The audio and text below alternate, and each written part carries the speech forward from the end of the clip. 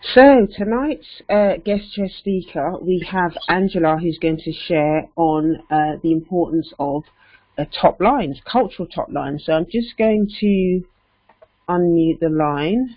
Just bear with me.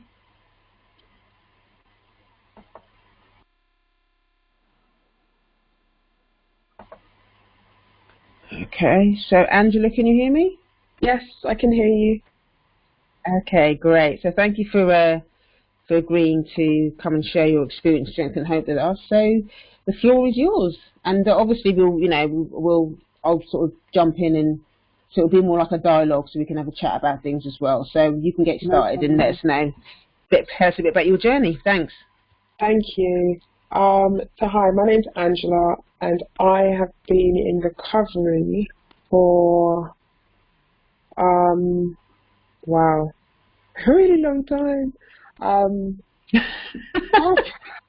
for about, I believe it's about 7.5 years that I've been in recovery, and I've worked through a number of different areas in recovery, and started really looking at the people, the recovering from the impact of racism and living in the country that I am, which is in London in the UK. And that would have been really looking at that. That started maybe about 3.5 years ago.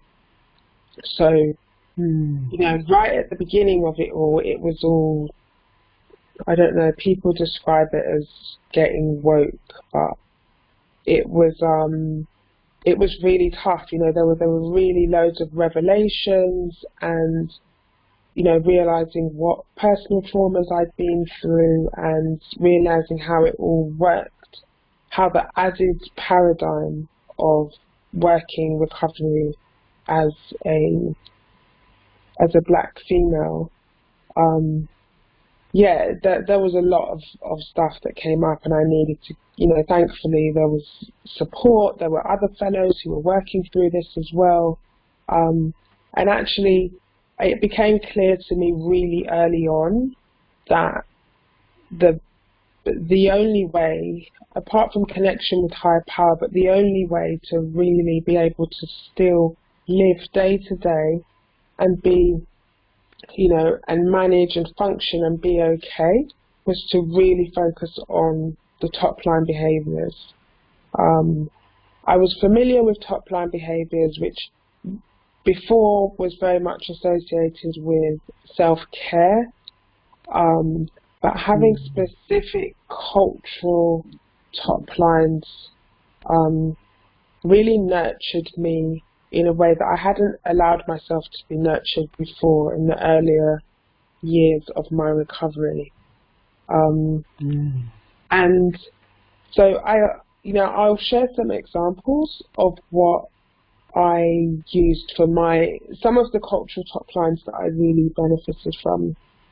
So the first thing and the easiest thing was to kind of focus on myself and my home life. So the first thing that came up was my hair, actually. And I have had natural hair for probably, gosh, it's almost 11, maybe 12 years. But the beginning of that process was very much like, I've got natural hair, but I'm going to cover it up. I'm going to cover it up with headscarf, and I'm going to cover it up with extensions, and anything that didn't really mean I got a chance to get to know my own hair. And it was just, I remember attending meetings and saying, today I'm going to look at hairstyles, I'm going to explore products, I'm going to speak to other women who, approach them and say, hey, I really like your hair, would you like to swap details? And that all felt really, really scary, really, really scary to me. And I just took small steps. So first I just started using YouTube, and I'd start trying to find things. And then it shifted to, I want to use particular types of products for my hair, but I also really wanted to connect with other with other people of the same background as me who were creating products as well. So there was loads of research that went into it, and now I've got a nice community of people who make the product, sell it, put events on, and that was massive for me. And it sounds, even as I'm reflecting on it, it sounds really small, like, oh, I just decided to start looking after my hair, but it meant so much more to me. It was like real love for myself and acceptance that my hair, you know, because I guess within the Black community, there's the hair, and then there's the different types of hair, and people want this type and that type, and it was just that process of accepting, this is my hair, this is my curl pattern, and, you know, I am learning, and, you know, with support, how to look after my own hair. And I've years later now, I've got a nice routine going on, and it's just nice. I don't have that, oh no, I've got to wash my hair. It's like, oh, I can shut the world out for 2 hours and just spend some time giving myself a head massage and just loads of love and care. And that's translated a lot to my daughter and the way she sees herself, the way she sees her hair, the way she treats herself. My daughter, perhaps it's coming from me, I'm not sure, perhaps it's from her higher power, but she has a confidence and sense of self-worth that I didn't even know was possible at her age. And I feel like that has happened partly because I have come into this journey and started looking after myself more. Another one of the top lines that I really wanted to start connecting with people of colour. Because I've been in recovery for a while, I did really get into lots of social events, and getting out there into nature, meeting new people. But then I specifically said, right, I want to find spaces where I can do those things with people of colour. So one of my really big passions is mountain walking, climbing, and outdoor, and just hill walking. And that typically isn't something that people of colour tend to do. That's also been a process of research, finding the spaces where it is possible. One of my visions for this year, and actually it's not a vision, it's actually going to happen when I go abroad. I'm going abroad this year, and I've already made contact with a hiking group in the country that I'm going to, and you know, that's like a massive vision for me, and I really can't wait to just be around people of colour in nature, climbing mountains, going through all sorts of physical and emotional challenges, but in a group with a community that I will just feel really comfortable with. And another personal cultural top line for me was also within the dating sphere. I had very often, just my old stuff was that I felt scared. I thought that other people of colour would have certain presumptions about me, or people of my own ethnic background wouldn't want to date me or see me or spend time with me.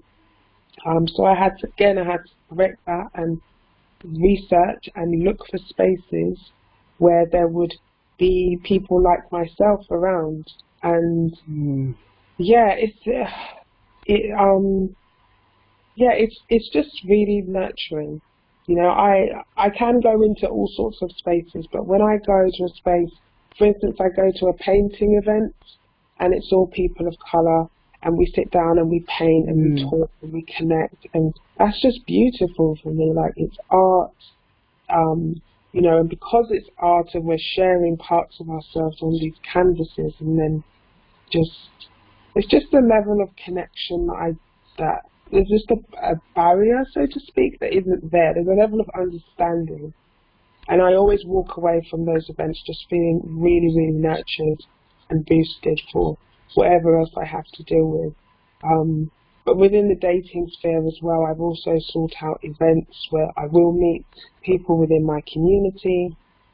And that's where, you know, it may not always be that, okay, yes, I go to this event and because people are there of the same background as me, I'm going to meet the love of my life. But I am seeing healthy relationships coming out of these spaces, which just really keeps me really inspired, especially around the work that I've done in recovery, especially in this sphere where I would like to connect with and yeah, hopefully meet someone of the same background as me, and yeah, without feeling like it's just not going to happen. I guess all of the cultural top lines really helped me to just to see that what I envision or what my past was like perhaps my childhood and what my home was like, it doesn't have to be like that anymore. That, you know, I can be safe around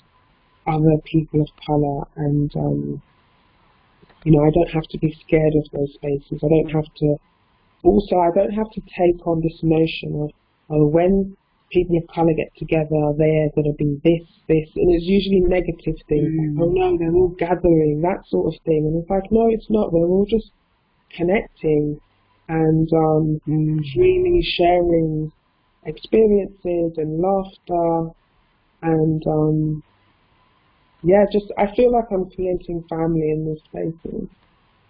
And then a lot of the top lines have involved the sort of activities that I decide to do with my daughter.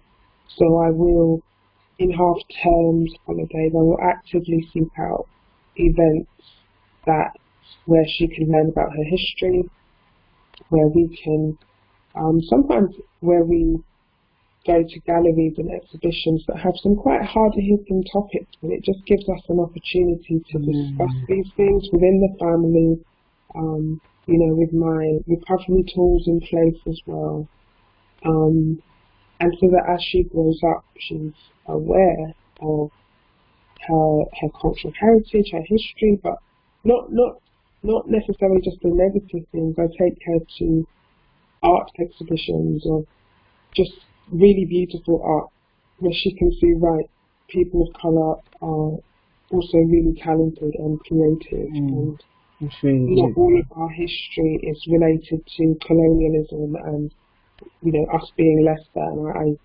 I really try to balance that narrative so that she and I have the awareness of it, but that's not our automatic thought pattern as we walk into the world.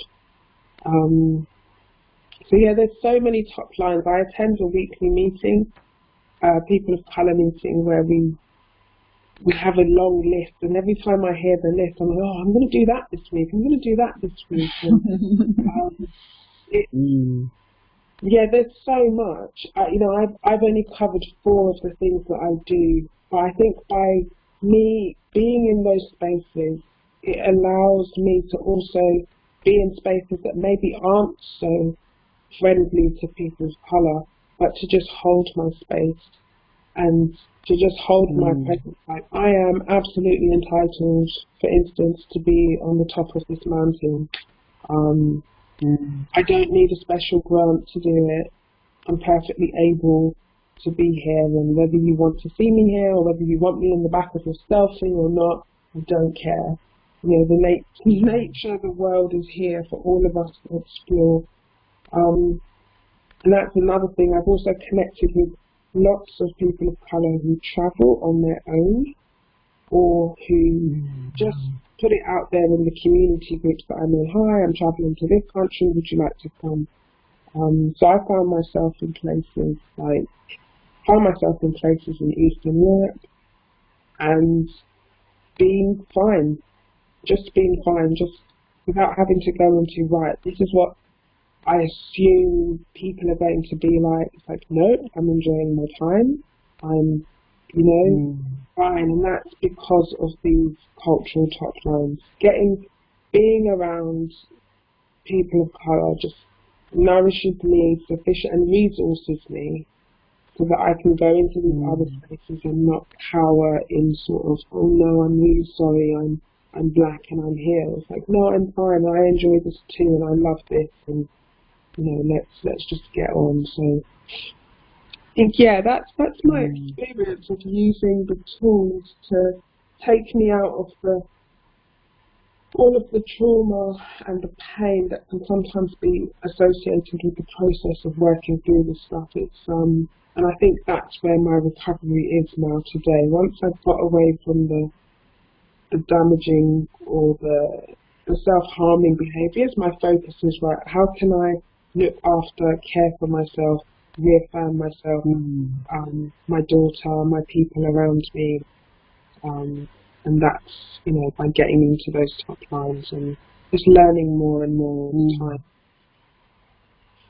So yeah, oh gosh, it's been really good. I've been looking at the scene. Yeah, no, I've been keeping an eye on it. You've been going for sort of like, you've been going for about 15 minutes. I was thinking, oh my God, really? Skip a question every now and then, but you seem to be going all right, so I thought I'm going to let you continue. But no, you know what, it was so good to hear you, and even though you said that you only covered 4 things, they were really powerful things, because even the hair conversation is something that is so massive in our community. I mean, can you remember the first time, what was your earliest experience of kind of like a negative sort of experience around your hair? Like how old were you? Do you remember how old you were when you first had a negative experience with your hair? I was really, really young. I'm actually looking at a picture of myself right now. It's a picture of me as a baby, and I didn't have a lot of hair. And I remember my family just being like, oh, put a ribbon in it so it makes it look like she's got more hair. And they constantly just keep brushing my hair up because they were concerned that they couldn't put it in a bun. It's like, well, if I haven't got enough hair, don't put it in a top bun, you know. It's clearly just let me have my curls. But there was this obsession, it was very, very young, this obsession with your hair shouldn't be out. It should be flat and attached to your head, and you know, you don't want to look unruly. That was the general rule. Whereas now, when I visit my grandmother, the first thing she says is, "You going out like that?" "Yes, I am, Granny." I'm going out like yeah, because that generation is still used to, you know, they still have a set way about how they think that we should look. In a way, they've still got a lot of their own internalized, you know, thoughts and behaviours and stuff around hair. And you know, you're not supposed to cut it. As another one, isn't it? You're not allowed to cut your hair. You've always got to have it. You've got to have it as long as possible. And if it is long, then it has to be kind of attached to your head, like you said, and not unruly. And there is something, there is something in that around having to kind of you're not allowed to kind of embrace that part of yourself because somehow, you know, Afro hair is offensive. And I mean, for me, I know that my relationship that I've had with my hair has always been, you know, when I was young in particular, I never enjoyed my hair. I never enjoyed my hair because it was always associated with pain. You know, my mum would kind of have her legs clamped around me when I was a child, you know, she would have to plait it. And I just remember, like, her legs were so strong, and, like, she would have me in this clamp to make sure that she could plait it and do whatever she had to do with it for school. And I just remember not enjoying it because it was something that she had to get done. You know, there was never any boundaries or anything. She didn't respect the fact that my hair belonged to my body. It was just like, I need to get this hair plaited, and I don't care whether I'm going to hurt your head or not, and don't touch it because I'm going to hit you with the comb, you know, if you touch your hair, because it has to stay neat. And, you know, there would be annoyance if I did anything to kind of ruffle it or anything, because obviously that means she would have to plait it again. So I never had a good relationship with my hair growing up because that, you know, it was always something that was a chore. That was always something that was kind of an annoyance. And I kind of took that into my adulthood. It's only sort of, you know, when I started doing this work as well, like you were saying about doing the top lines and stuff like that, that I really started to question how I felt about my hair and how I felt about myself and how I felt about, you know, all the different aspects of what it means to be a black woman. And so I think that, you know, that conversation around hair is something that will rage on, as, you know, especially with us as black women, because our hair is such an important part of our identity. It's such an important part of how, you know, we express ourselves. But in terms of the cultural top lines, I think there is just nothing more beautiful, you know, for me, than seeing black women that are embracing their hair. Like, I love a black woman with a wrap. I love a black woman with an afro. I love a black woman that's got, you know, she's maybe twisted her hair or whatever, she's got a nice twist out or whatever, you know. And I will always make a point, if I see a black woman on the street or whatever, it's when I don't know them, if I see a black woman on the tube and her hair looks nice, whatever, I'll always tell her now. I'll always tell her, because I think that, you know, there is that thing about our hair that somehow, especially if it's natural, that somehow, you know, society is gonna somehow think that we're not acceptable if it's natural. So I think, you know, especially if it comes from another black woman, it's kind of like that solidarity that comes from another black woman, especially when it's a stranger, you know, with the natural hair thing. So, you know, I love doing that sort of stuff. But yeah, it was just really good to hear. It was really good to hear you, and also the stuff that you were saying around, you know, the dating and the social stuff as well, you know, around making a point of spending time, not just, you know, as an adult with other people that look like you, so that you can form healthy relationships and kind of mirror, you know, what it means to be around other people that are successful and having fun and receiving pleasure, you know, in a social context as well. That stuff is really, really important. And the fact that you're being intentional about it as well, I think that is, you know, that is basically what top lines are, isn't it? It's about being intentional about how we take care of ourselves in a cultural context, because, you know, living under the system of racism, we've been taught to deny that stuff, to ignore it. You know, it's demonized. We're taught to kind of do everything possible to kind of not be who we are. You know, to not be who we are. There was a woman that came onto one of my live streams the other day, and she was literally really honest and said that, you know, that she's been bleaching her skin. She's been bleaching her skin, and you know, she felt really bad about it, and then she stopped for a few weeks, and then obviously when the skin started getting darker, there's like a fear that came up, and she started doing it again, you know. So I think that, you know, this stuff around self-acceptance and just taking care of our cultural needs and kind of accepting ourselves inside our black bodies and nurturing our black bodies is such an important part of our self-acceptance, is such an important part of our mental health as well. Because if we can't accept who we are, and we're always trying to escape our bodies, I think, you know, for a lot of black people, a lot of people of colour, that whole concept of, you know, the pain around not being able to escape the blackness and wanting to escape the blackness is kind of what triggers a lot of people into their addictive behaviour, whatever it looks like, whatever fellowship it is. Yeah, my experience is just hearing that pain around not being able to escape from their own self is you know, is anchored underneath a lot of the acting out behaviours and stuff like that. Yeah, so it was really, really good to hear. And the last thing that I'll say on it is, you know, I absolutely loved the stuff that you shared about your daughter. You know, felt a bit emotional actually at one point, and you were talking about, you know, the fact that you're not just teaching her about, you know, the colonialism and all of that stuff, but you're also teaching her about, you know, artists and you know, basically you're teaching her about her own melanin magic, you know, about, you know, what black people have contributed to world history and what contributions they're making today and stuff like that. And I think it is so important, because there is so much negativity and stuff on social media, on TV and magazines, and school as well. You know, the education system can be very, very negative when it comes to things like that. And so, you know, it is really important that, you know, that we are intentional about how we raise our children. So, you know, hearing you talk about your daughter, and yeah, just kind of what you're doing with her, and the fact that she has got, you know, she has got such a beautiful spirit, you know, and I've always said that about your daughter as well. It makes me laugh. She's got a really beautiful spirit, and I really heard you when you said that, because I just think, yeah, she has got a beautiful spirit, and I think it's something that should definitely be celebrated, and it's good that you're nurturing all of that, you know. So yeah, just thank you so much again for for sharing your experience, strength and hope around the top lines. And yeah, it was just really, really good, actually. It was just really, really good. I don't know if there's anything else that you wanted to wrap up on before we open the floor for sharing. No, not really. But like you said, it's just even after speaking, I'm like, oh, I forgot to say that, I forgot to say this. But yeah, there's so many little things that seem really little, you know, but they just have such a huge impact for making me feel better and allowing me to connect with people from a whole sense of space. So yeah, definitely lots of magic in cultural top lines for me.